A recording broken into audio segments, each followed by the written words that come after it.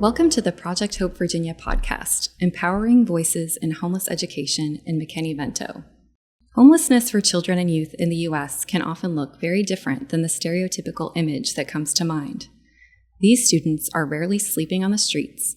In fact, students experiencing homelessness may go unnoticed if teachers and other school staff don't know which signs to look for. Identifying students experiencing homelessness is a critical process because they have certain educational rights.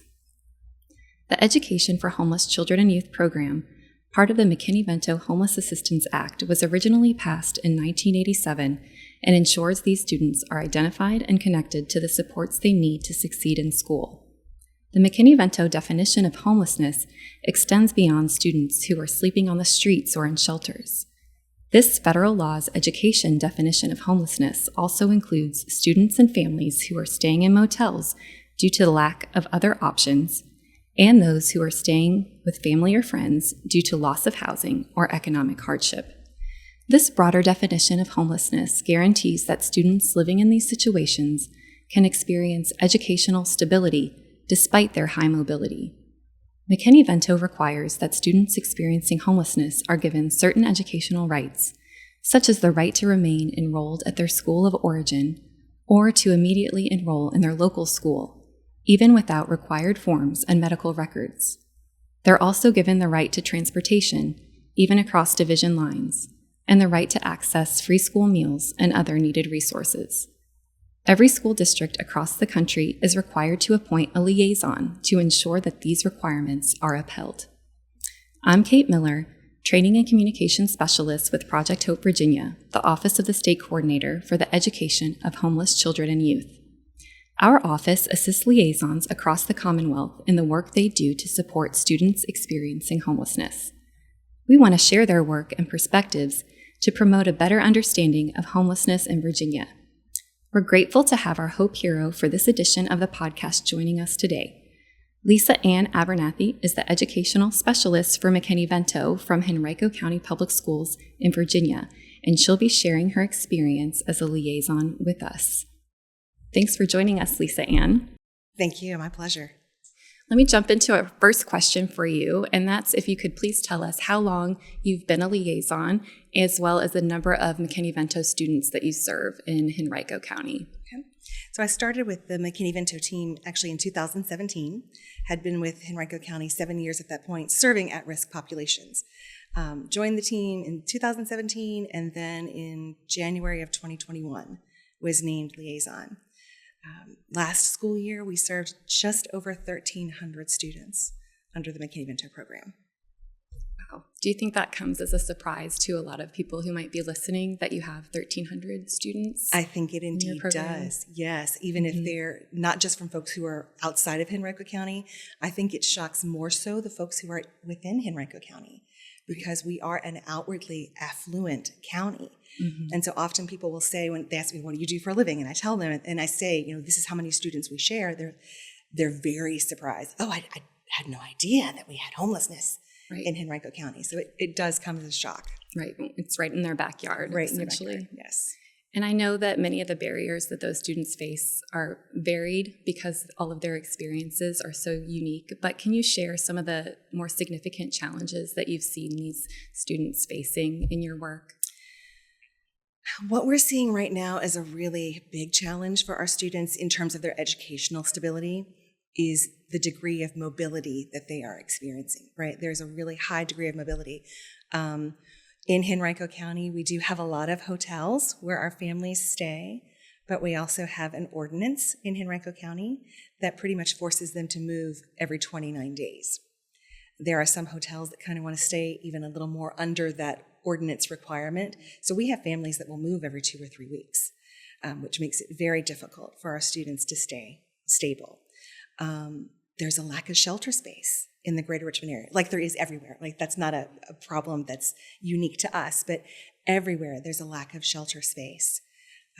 Since the pandemic, we've seen an increase in the identification of unaccompanied homeless youth. And what we really find is that for our youth who are under age 18, there aren't supports. There aren't places for these students who are basically on their own. There's really not anything that the community can offer or that social services can offer. So that's been a real challenge for us over the last couple of years.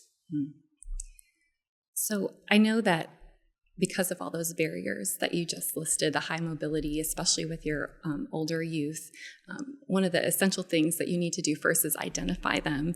And so I know with the back to school season, your program has a lot of different programming and activities going on in the summer to make sure that those students get identified and are enrolled in school. Can you talk a little bit about what you all have been up to this summer? Yeah, absolutely. So we really wanted to get ahead of that identification piece before last school year even ended. So we started by creating letters that we sent out to all of our families. Every student who was identified received a letter that talked about what next year, the upcoming 24-25 school year, might look like for them. Like, if you've secured stable housing, we are celebrating with you, and this is what you can do to make sure you're enrolled in school, right? If you're heading to 6th grade or 9th grade, this is where we're going to need you to go to talk to the school personnel, and this is how we're going to support you. If you still think you're experiencing homelessness, this is what we need you to do by this date. So we started early on, and that was mid-April when we started sending those letters out to our families. Then as we started getting those letters back, we started making phone calls. Like, oh, it was returned to me. Hey, where are you at? What's going on? How can we come to you? How can we find you? What you got going on?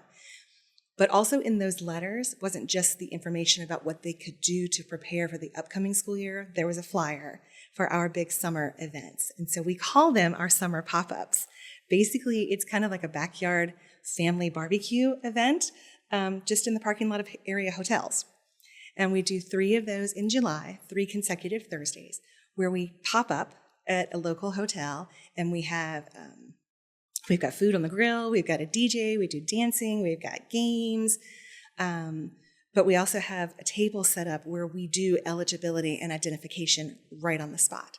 So we talk to our families right there who are in the hotels at the moment, get them to complete their McKinney-Vento eligibility, have our conversation, understand their needs about transportation, have them fill out forms or cards, like, do you need clothing? Do you need shoes? What can we do to support you to make sure your kids are ready for day one?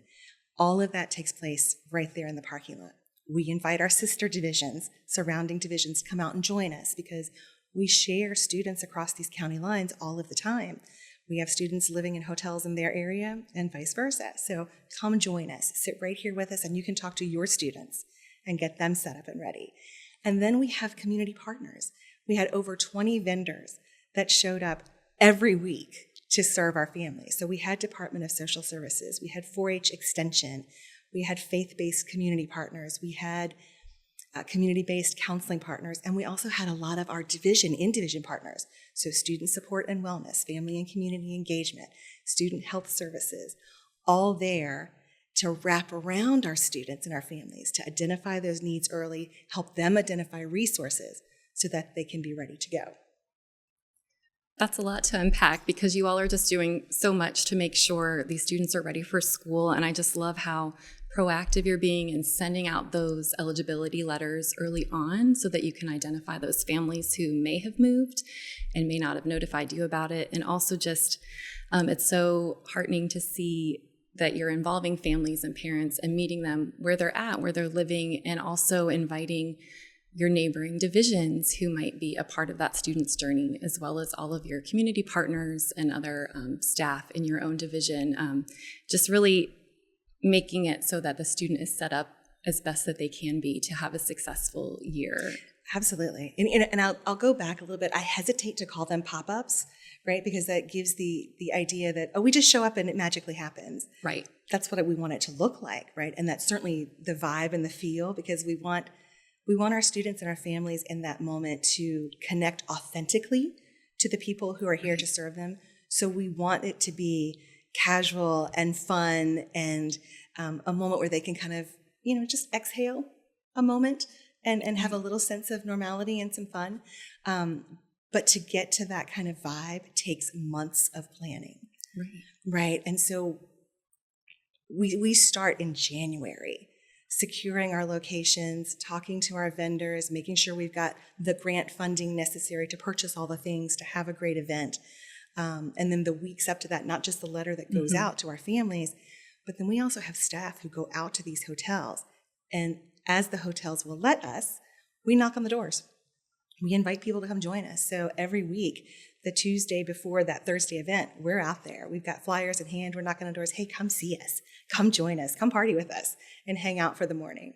Right. So while it's a pop-up, we show up and take over the parking lot for a few hours. The planning that goes into it is not at all a pop-up kind of thing. It takes a lot of effort. It takes a lot of determination, and it takes a lot of purpose to go ahead and have an event that will really pull it all together that way to properly serve. Right.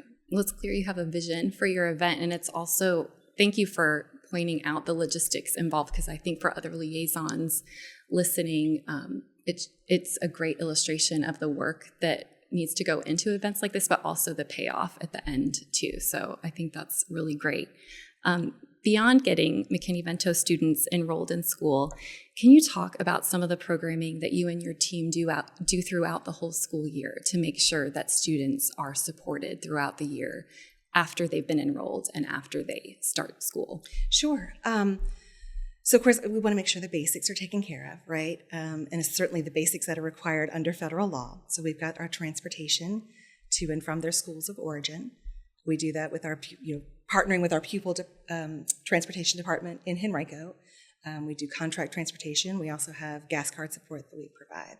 We've got backpacks and supplies. We've got hygiene kits that are donated by faith-based community partners. We work with Backpacks of Love so that all of our students can have weekly deliveries of non-perishable items. Right. Because they get breakfast and lunch at school, but they get hungry at night too, and they get hungry on the weekend. So we're able to work with that community partner and make sure that they're not going hungry in the evenings or on the weekend. We do have our clothing closet where we provide brand new clothing and shoes, and it's like the stuff that students want to wear, right? Mr. Green, who's on our team, has a wonderful sense of style. He's very connected to our youth, so he has a great vision for what would make them feel confident and comfortable walking in the doors to the school and standing up in front of their peers, right? Where they feel like they belong, where they know they belong. Right. Brand new shoes that go to our students. We just did an event Wednesday where we had a local Foot Locker opened their store to our families beforehand, like early in the morning. And we had 59 students come in who got to just check out the walls in Foot Locker and pick the shoe they wanted off the shelf and go up to the register, and we checked them out, and they went on their merry way. Really happy, really excited to go to school. So love what our clothing closet is able to do. We do a lot of advocating for our students. We actually have T-shirts as a team that says McKinney-Vento. It says MV Team, the loudest voice in the room, because our students and our families are in survival mode, right? They're in crisis. So when you ask them, especially when you talk about chronic absenteeism, don't you know how important it is to come to school? Well, yeah, somewhere in their soul they know, but that's not what they're dealing with right now. That's not the most important piece in their life, right? They're trying to survive. They're trying to make it. So we come in and kind of advocate both in terms of, this is a trauma-informed approach to serving students in crisis, but also let's talk about accommodations. Let's talk about flexible ways to completion. Let's talk about different ways that we can support. How can we modify assignments? How can we make a safe place in the school for them? How can we talk about restorative justice when there's behavior that's associated? Because trauma, behavior, it all kind of goes together, right? So we do a lot of advocating on behalf of our students as well. But we also do a lot of home visits. There are some families that we just want to check in with all the time. And there are some students that we want to check in with on a weekly basis. So there's a whole lot of connecting. To support chronic absenteeism, we did some challenges this year. We did one winter attendance challenge because we know that attendance somewhere around winter break, it kind of falls off just before and falls off just after, right? So we took a subset of students who were trending toward chronic absenteeism. And we just put out messages using our district-wide communications piece. And we said, hey, look, you matter. We miss you when you're not here. Let's do a little challenge. Let's have a little fun. And we ran it for 3 weeks. And all we asked our students was, I just want you to show up 4 out of 5 days. Because for some of those students who are identified, that was tough. Right? Just show up 4 out of 5 days.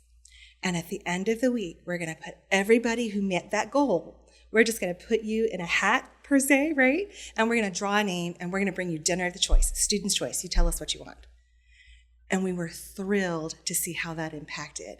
We saw, now, when you say 1 or 2%, right, you're like, oh, that's such a tiny percentage. But when you're talking chronic absenteeism, that's huge. It's huge. Mm-hmm. And we saw their attendance increase.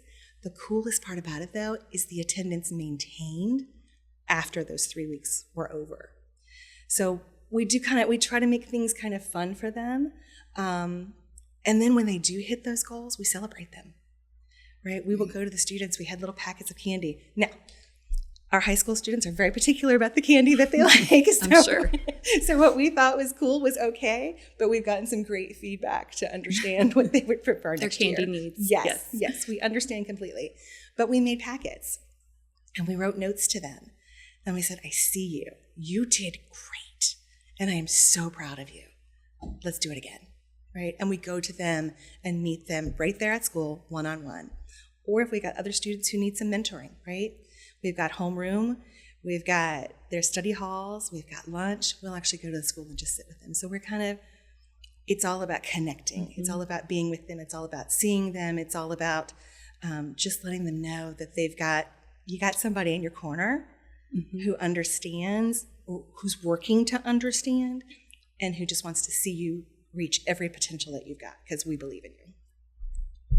That's awesome. I love that you are aware, first of all, that so many of these students and their families are in survival mode. And so coming to school may not be the priority, and you're making sure that those basic needs are met, that they get to do basic normal things that house students are doing as well, and getting to pick out a favorite pair of shoes before they go back to school.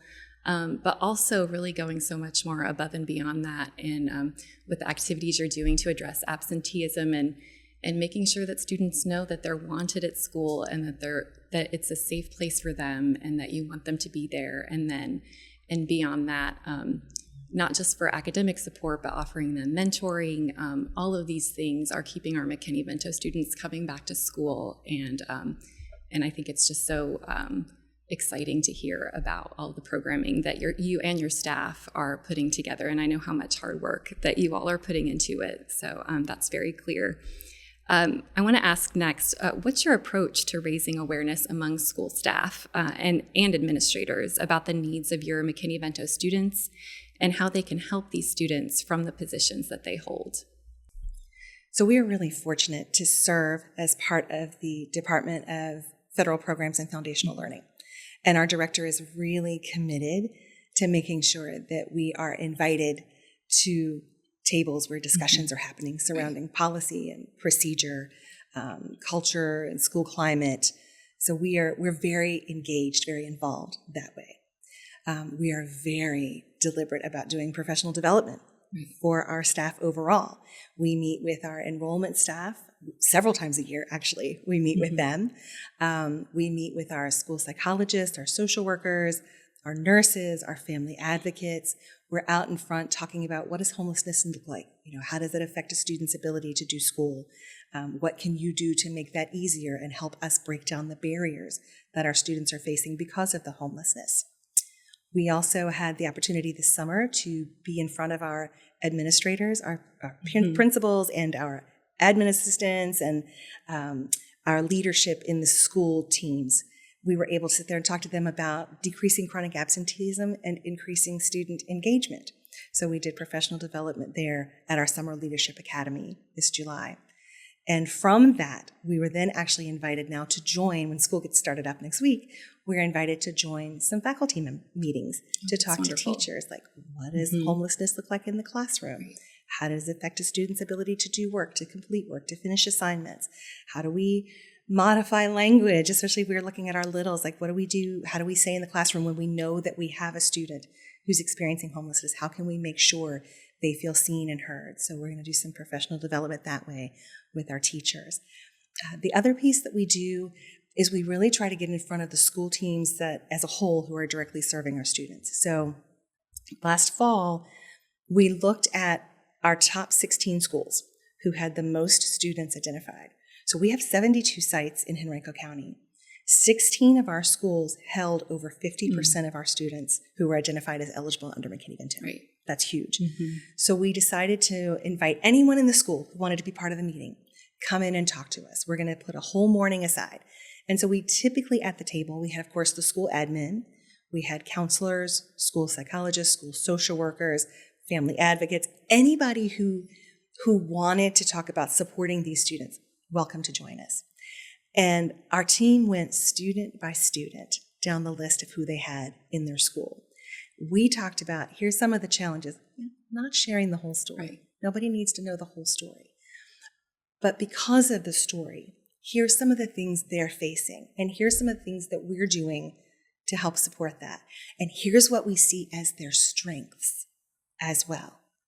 Now tell us, what do you see as their strengths? What are you concerned about? And how can we partner together to wrap around these students? And we went student by student in their school. That was so incredibly impactful because it built a sense of unity as a division around these students, and really helped everybody in that room and around that table understand that it's going to take all of us to make this happen for these kiddos.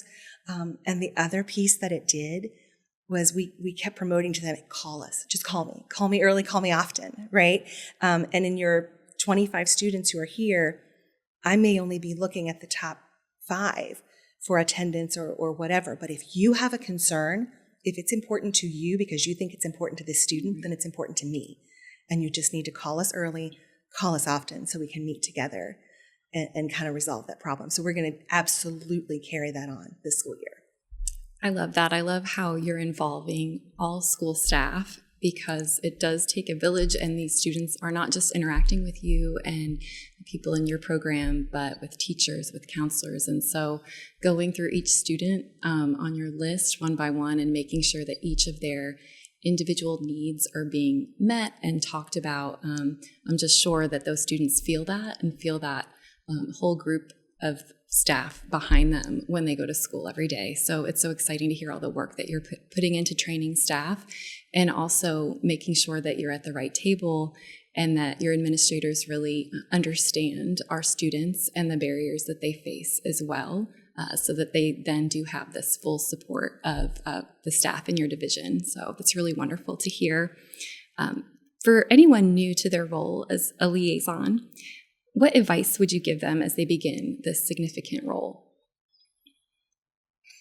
Practically, be very deliberate about tracking your data. Track everything. Numbers don't lie. And you can use those numbers not just to evaluate what your program is doing and if you're doing it effectively, but you can change course if you need to in the middle. Especially as you're trying to innovate and do new things. And if the data shows you that it's not necessarily working or could work better, do not be afraid to change course. Right? Just move in the direction that the data shows you to go. Data is also invaluable when it comes to re-educating surrounding misconceptions. Because we do run across a lot of that, right? I think everybody does in education. And when you start to show the data in response to some of those misconceptions, then you can start to have productive conversation. Right. So track your data. It's critically important. So that's kind of practically, right? Ideologically, understand that a program will not change a life, but a relationship will. So you need to be very deliberate about meeting people where they are. And that's not just the people whom you are serving, but the people with whom you are serving. Right? So meet people in their space with respect, with empathy, with compassion, and work to develop those relationships, because it's the authentic relationships that will change everything for the people with whom you're in contact. I would say be loud, be the loudest voice in the room for your students. Be bold, think big, dream big, write the grants, make the asks, build the partnerships, find your like-minded allies. Recognize that there is absolutely no way in the world you can do this alone. You really have to have your community, your village around you. So work to find the partnerships and build those up and allow people to come in and serve your students with the gifts that they have, right? And then never doubt the potential of your students. And when somebody does, whether it's the student who's doubting, the family who's doubting, or division partners who are doubting, just remind them, right? No, there is potential in this student because there's potential in every single student. And every student is gifted and every student is purposed. Not for all the same things. They just need the avenue and the support to shine. So just be bold, be loud, and surround yourself with people who have that same vision and that same purpose. Right. All great pieces of advice that you're obviously implementing so well in Henrico. I thought it would be really nice to end with asking you to share a success story of one of your students, if you don't mind. Not at all. We are incredibly proud of our class of 2024. Of the seniors that we had identified, 90% of them graduated. That's crazy. That's huge. Amazing. For everything they were facing. That is amazing. And we were thrilled. And as soon as I saw the question, right, and I thought, I know exactly. One student immediately came to mind. She was identified at the beginning of the school year as an unaccompanied homeless youth. 17 years old, living with an aunt. And there was a lot of turmoil in her life. Mm-hmm. And she was moving constantly. And because of that turmoil and because of moving and all that stress, then she started experiencing a lot of health concerns as well. And it was hard for us at first to keep up with her. And when we would find her, like she moved so often, we would find her and we would set up transportation. And by the time that transportation would be in place, she'd had to move again. And we're like, okay, we've really got to connect to this student. And then the other thing that we knew that she turned 18 in February. And we were afraid with everything else that she had going on, at that point she would give up on her high school education, and we didn't want that to happen. So our McKinney-Vento social worker was very deliberate about connecting to her. And she went to the school and met with her several times and started building that trust relationship, right? Mm-hmm. Not even talking about attendance. I don't want to talk to you about attendance. I don't want to talk to you about graduation. I want to talk about you. What do you need? How can I support you? How can I help you move forward for what you want? And it was really beautiful to watch that relationship grow. And as it did, then the student began to reach out to the social worker. So they had a lot of text conversations, whether it was, hey, Ms. Rockwell, I need some more supplies. Or Ms. Rockwell, I'm hungry. Or Ms. Rockwell, do you have 5 minutes for me to talk to you about what just happened? Right? Or, hey, Ms. Rockwell, I moved. I need my car to come here now. Right? So they had this wonderful relationship. The other thing that our social worker did was go into the school and say, the traditional thing is not going to work for this student. We've got to be really creative to get her to completion. The team heard, agreed, was on board. And so the student got enrolled in a program where she could do her courses online at her own pace so she could still work, because that was a reality for her. She had to be able to support herself at 17, right? So we were able to get the school team on board with their full support, get her in that program, and the students started working, right? And Ms. Rockwell would check in with her and say, I see you. I see what you did yesterday. Way to go. What's the plan for today? And then that led to student going, hey, Ms. Rockwell, did you see I completed this? Did you see I got this much done in my class? Did you see I made this grade on this test? So it was this great back and forth, full of support. She didn't graduate in May, but that's okay. She didn't quit. Right? She didn't quit.